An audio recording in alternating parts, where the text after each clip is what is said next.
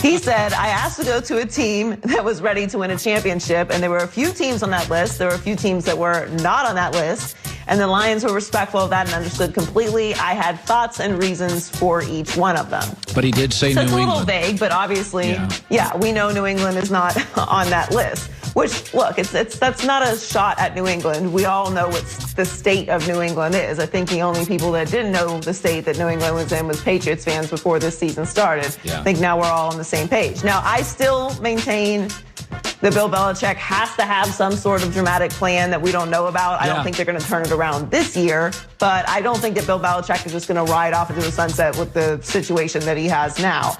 That said, Matthew Stafford, to Trent's point, is an upgrade over Jared Goff with the Rams because of the fact that he has had to play in Detroit, where he's had to be on the run and make fast decisions and play in conflict, like Trent said.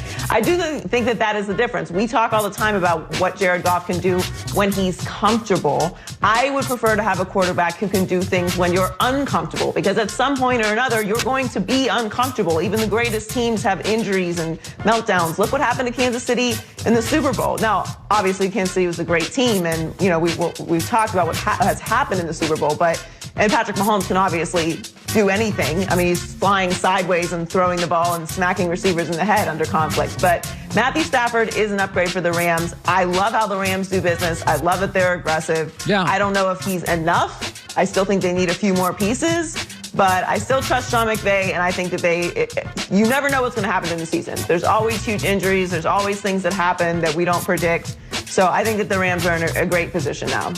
Well, I think that they're more interesting, certainly. I feel like we've plateaued on the interesting part.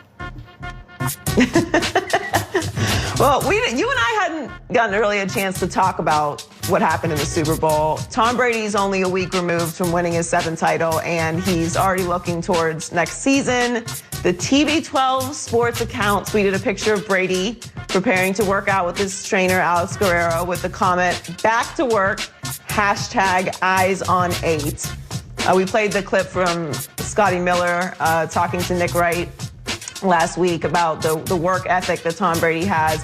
I mean, obviously, Tom Brady is an outlier, but I think what I took away from that Super Bowl really is that he brings, and you mentioned this earlier, he just brings an element of excellence wherever he goes.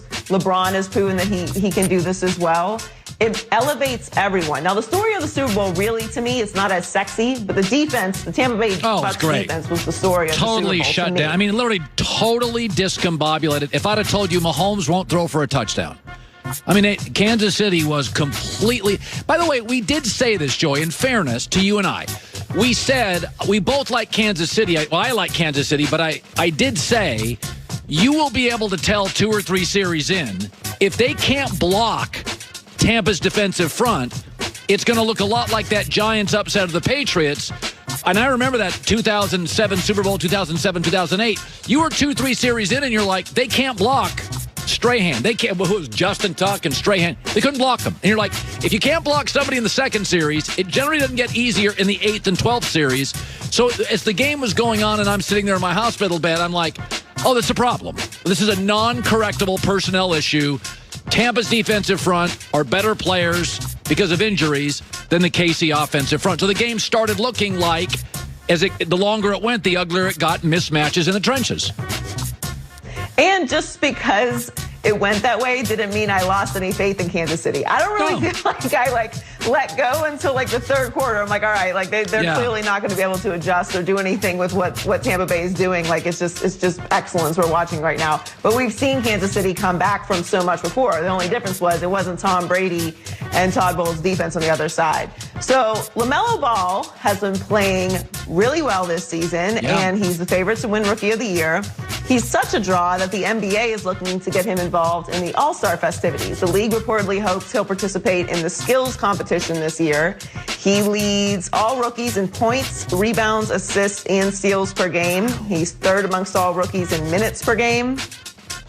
And I would like to see this as well. The All-Star game is set for March 7th in Atlanta. The league is reportedly looking into holding the three-point contest and the skills competition during the game and the slam dunk competition at halftime. During the pregame and the slam dunk competition at halftime. So limiting, the days and everything that normally goes on at the All-Star weekend. Obviously, we're still in a pandemic, so they're making it all work. But I love LaMelo coming into the draft. I love that he had international experience. I've seen him play from a very young age. I just felt like he was going to have a bigger, stronger NBA body, having played against grown men for those couple of years when he was overseas playing. I know everyone was very skeptical because of how things have gone with Lonzo, but I mean, obviously I'm impressed, but I can't say I'm terribly surprised. I really like LaMelo coming into this draft. Well, both Ball brothers have long, angular frames. They're both very good rebounders, and they can be good team defenders. So the difference is this kid can shoot. I mean, listen,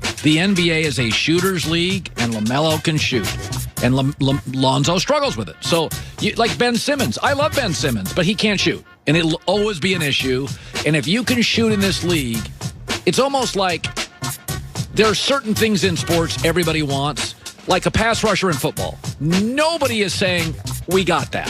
Everybody would take one. If you go to any NBA team, including the Lakers, and say, hey, we got this kid, he can really shoot threes. Everybody wants it. You cannot have enough three-point shooters. This kid walks in, he can hit jumpers. He's a very confident shooter. Boom. He averages 21 a game as a starter. Good stuff. Joy with and the he's such an excellent. Sorry, go ahead. No, that's okay. Are we done, by the way? I think we are. Yeah, we are. Well, Joy that's the news. And thanks for stopping by. The Herd Line News.